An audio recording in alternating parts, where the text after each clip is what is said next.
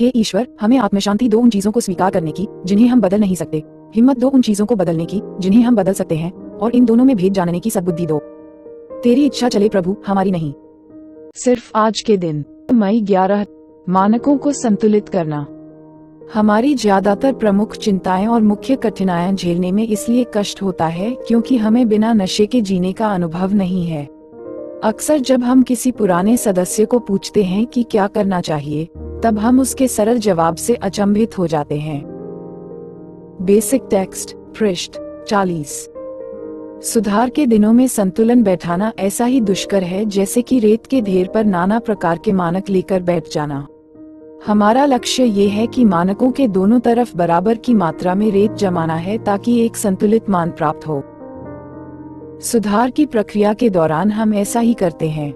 हम अपने नशे से क्लीन समय और 12 कदमों को लेकर आधारभूत रूप से बैठ जाते हैं और फिर समान रूप से हर बात को वजन देते हुए अपने कार्यक्रम के साथ रोजगार, घर की जिम्मेदारियों, दोस्तों, स्पॉन्सीज, मीटिंग्स और सेवा कार्यों को कुछ इस तरह से जोड़ लेते हैं कि मानकों का संतुलन ना बिखरने पाए।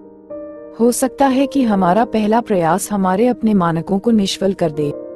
हमें लग सकता है कि सेवा कार्य में जरूरत से ज्यादा उत्साहित होकर अपने रोजगारदाता या अपने परिवार को दुविधा में डाल दिया है। लेकिन जब किसी समस्या के निदान के लिए हम नार्कोटिक्स एनोनिमस सेवा से ही त्यागपत्र देकर पीछे हट जाना चाहते हैं, तो हम पाते हैं कि हमारे मानकों का दूसरा पक्ष असंतुलित होने लगता है। ऐसी स्थिति में हम उन सदस्यों से मदद की गुहार कर सकते हैं जिन्होंने अपने अपने मानक सुस्थिर कर लिए हैं। ऐसे लोगों को आसानी से पहचाना जा सकता है।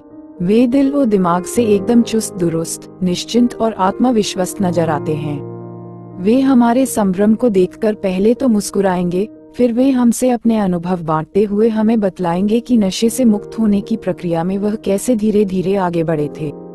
उन्होंने अपने अपने मानकों के दोनों तरफ पूरी सावधानी से किस तरह केवल कुछ एक ही रेत कण जोड़े थे और इस तरह अपने सुधार के दौरान उन्होंने वांछित संतुलन बिठाया था। सिर्फ आज के दिन मैं अपने जीवन को संतुलित करना चाहता हूँ। आज मैं दूसरों को उनके अपने अनुभवों को शेयर करने के लिए कहूँगा, जिससे वे संतुलन लाने का रास्ता ढूंढ सकें। हे ईश्वर, हमें आत्मशांति दो उन चीजों को स्वीकार करने की जिन्हें हम बदल नहीं सकते, हिम्मत दो उन चीजों को बदलने की जिन्हें हम बदल सकते हैं, और इन दोनों में भेद जानने की सद्बुद्धि दो। तेरी इच्छा चले प्रभु, हमारी नहीं। Thanks for watching.